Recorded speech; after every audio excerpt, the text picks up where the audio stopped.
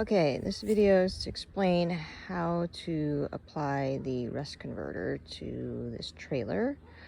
So you can tell where to leave off, where we left off, and where you should continue by the color of the metal. So this one is a very dark, almost black color. There's some little bit of brown, which is rust. But you can see this one is very rusty compared to that one. So this one needs to be done. This one, actually, you can see this side is done, but this side is not done because you can see there's a lot more brown. So if you were to start working on this, this is where you would start. And so then we want to make our way around this inside and the inside of here, and then to the tops, and then move to the next section. So then the same thing, then you're doing the inside of this section around all the way, and then do the tops. So not only the bars, but also anything that's got rust on it. So including even these bars that go across. And so you will use the brushes over here. So just take one of these cans and brush that's inside. So the brush right now is a little stiff. So all you have to do is just kind of press on it. Ooh, it's really stiff. Okay, maybe this one's a little bit better. Let's see. Because if you kind of just press on it, then it helps to break it up. Oh, okay, well, we're gonna have to soak it in something.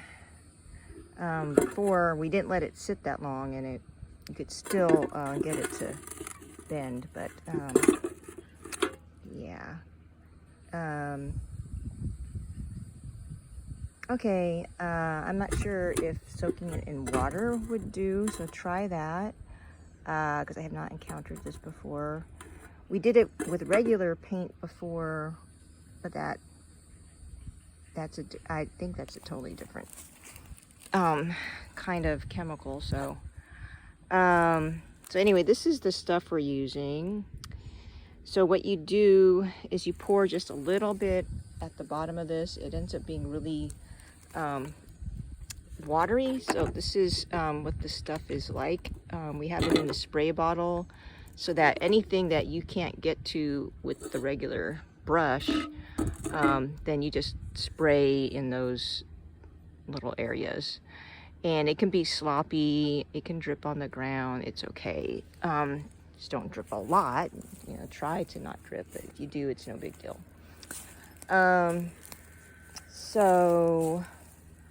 And the wires too, try not to get on the wires, but no big deal if it does. So you just have to move things around. If you see that there's some debris on here, like there's some stuff from the tree, just brush that off before you go and put stuff on there so it doesn't get stuck on the brush. And so don't put a whole bunch in here because you want to use up whatever you pour in, because we don't want to pour it back into the container. So yeah, just put a little bit and then put a little bit more if you run out and you still want to work on it more. These brushes are here in case there's any loose rust, but Elizabeth took care of that the other day, so you shouldn't need these. Oh, wear gloves. So these are the gloves I had used. You can find some gloves. There's some medium-sized ones in the office that look like this.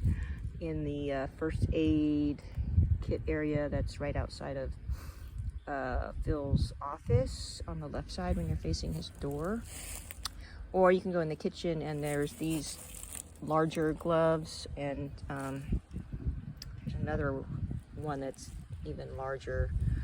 Or if you don't want to use gloves, it's up to you. If you get it on your skin, Just make sure you wash it off as soon as possible. Let's see, if you have any questions, then text me. If you have an emergency, then call me until I answer. And yeah, you don't want to keep this stuff in the sun, so that's why we have it under the tree. So as the sun and shade move, then you may need to move it. And I wouldn't do it for longer than an hour at a time, especially when it's hot. Take a break, cool off, get some water, and then if you want to keep going, then go ahead. So that's all I can think of at this time. So thank you very much for any help you can give in doing this. Oh, I just see a wasp, so that reminds me.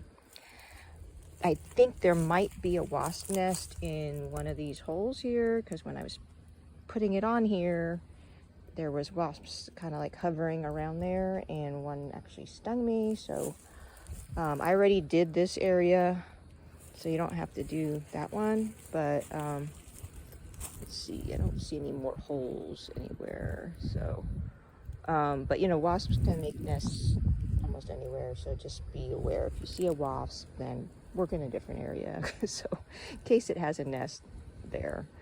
Oh, and then here you see how there's like leaves stuck in here. Yeah, if you can try to get these out, and don't do it until you're about to do this area, because you know the tree is going to continue to let leaves fall down, so no sense in cleaning it, and then you don't do it until tomorrow, and then there's more leaves again. So just do a section at a time. And yeah, thank you very much.